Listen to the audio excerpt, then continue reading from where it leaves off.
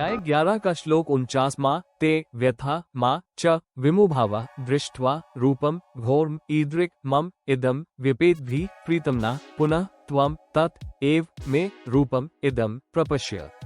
अनुवाद मम मेरे ईदृक् इस प्रकार के इदम इस घोरम विकराल रूपम रूप को दृष्टवा देखकर ते तुझको व्यथा व्याकुलता माँ नहीं होनी चाहिए च और विमुभावा मूल भाव भी माँ नहीं होना चाहिए।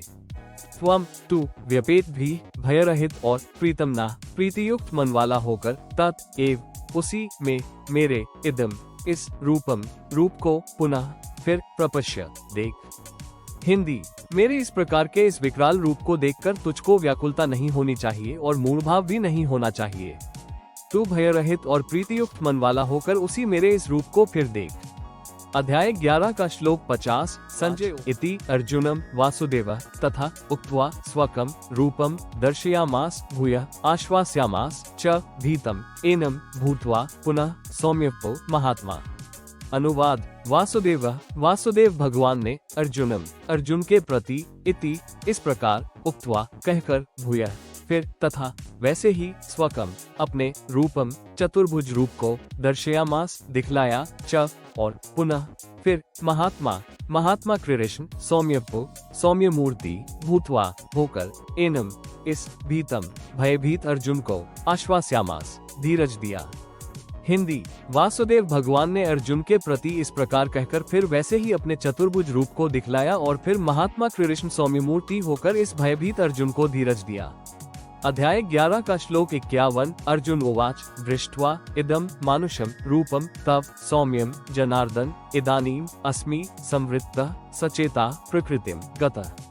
अनुवाद जनार्दन हे जनार्दन तब आपके इदम इस सौम्यम अतिशांत मांशु रूपम मनुष्य रूप को दृष्टवा देखकर इदानीम अब मैं सचेता स्थिरचित संवृत्त हो गया अस्मि हूँ और प्रकृतिम अपनी स्वाभाविक स्थिति को गत प्राप्त हो गया हूँ। हिंदी हे जनार्दन आपके इस अतिशांत मनुष्य रूप को देखकर अब मैं स्थिरचित हो गया हूँ और अपनी स्वाभाविक स्थिति को प्राप्त हो गया हूँ।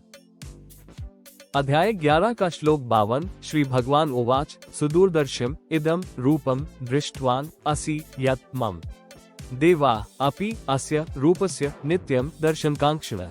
अनुवाद मम मेरा यत् जो रूपम चतुर्भुज रूप दृष्टवान देखा असि है इदम ये सुदूरदर्श है अर्थात इसके दर्शन बड़े ही दुर्लभ है। देवा देवता अपि भी नित्यम सदा अस्य इस रूपस्य रूप के दर्शनकांक्षिणः दर्शन की आकांक्षा करते रहते हैं। हिंदी मेरा जो चतुर्भुज रूप देखा है ये सुदूरदर्श है अर्थात इसके दर्शन बड़े ही दुर्लभ है। देवता भी सदा इस रूप के दर्शन की आकांक्षा करते रहते हैं। अध्याय 11 का श्लोक 53 न अहम वेदैः न तपसा न दानं न च यज्ञया शक्य एवं विधः द्रष्टुम दृष्टवान असि माम यथा। अनुवाद यथा जिस प्रकार तुमने माम मुझको दृष्टवान चतुर्भुज रूप में देखा असि है एवं विधः इस प्रकार अहम मैं न वेदैः वेदों से न तपसा तपसे न दानन दान से च और न यज्ञया यज्ञ से ही दृष्टुम देखा शक्य जा सकता हूँ। हिंदी जिस प्रकार तुमने मुझको चतुर्भुज रूप में देखा है इस प्रकार मैं न वेदों से न तप से न दान से और न यज्ञ से ही देखा जा सकता हूँ।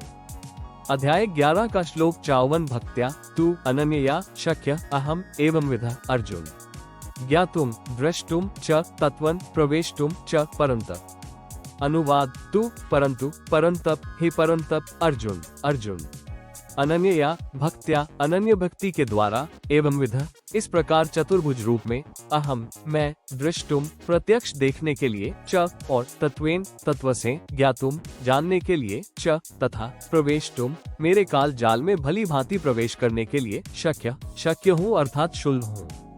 हिंदी परंतु हे परंतप अर्जुन अनन्य भक्ति के द्वारा इस प्रकार चतुर्भुज रूप में मैं प्रत्यक्ष देखने के लिए और तत्व से जानने के लिए तथा मेरे काल जाल में भली भांति प्रवेश करने के लिए शक्य हूँ अर्थात शुल्भ हूँ।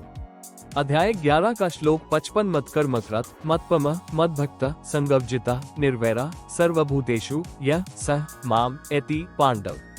अनुवाद पांडव हे अर्जुन यह जो मतकर्म कृत मेरे प्रति शास्त्रानुकूल संपूर्ण कर्तव्य कर्मों को करने वाला है, मतपम मेरे मतानुसार श्रेष्ठ, मद्भक्त मतावलंबी मेरा भक्त, संगवजित आसक्ति रहित है और सर्वे भूतेषु संपूर्ण प्राणियों में निर्वैरा वैर भाव से रहित है, सह वह माम मुझको ही एति प्राप्त होता है, अर्थात मेरे ब्रह्म लोक में बने महास्वर्ग में आ जाता है, जहाँ कभी 0.2 विष्णु रूप में ये काल दर्शन देता है।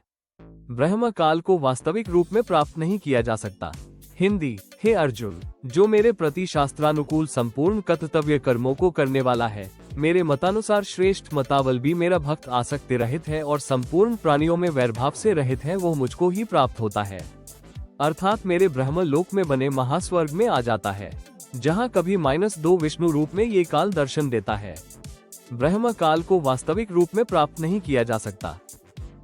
हिंदी, हे अर्जुन, जो मेरे प्रति शास्त्रानुकूल संपूर्ण कर्तव्य कर्मों को करने वाला है, मेरे मतानुसार श्रेष्ठ, मतावलंबी मेरा भक्त, आसक्ति रहित है और संपूर्ण प्राणियों में वैरभाव से रहित है, वो मुझको ही प्राप्त होता है, अर्थात मेरे ब्रह्म लोक में बने महास्वर्ग में आ जाता है, जहाँ कभी -2 विष्णु रूप में ये काल दर्शन देता है।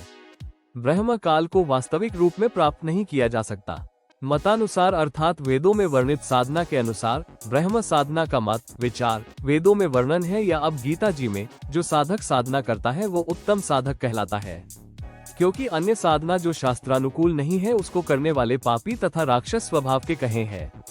इसी का प्रमाण गीता अध्याय 7 श्लोक 12 से 18, 20 से 23 तक में विस्तृत विवरण कहा है, तथा शास्त्र विधि को त्याग कर मनमाना आचरण अर्थात मनमानी पूजा करना व्यर्थ है। प्रमाण गीता जी के अध्याय 16 के श्लोक 23, 24, वह भी काल को ही प्राप्त होता है, अर्थात काल ज्योति निरंजन के जाल में ही रहता है। पूर्ण परमात्मा को प्राप्त करने की विधि से गीता बोलने वाला भगवान भी अपरिचित है, इसलिए कहा है कि तत्वदर्शी संतों को खोज। गीता अध्याय 4 श्लोक 34 तथा अध्याय 18 श्लोक 62। इति अध्याय 11वां।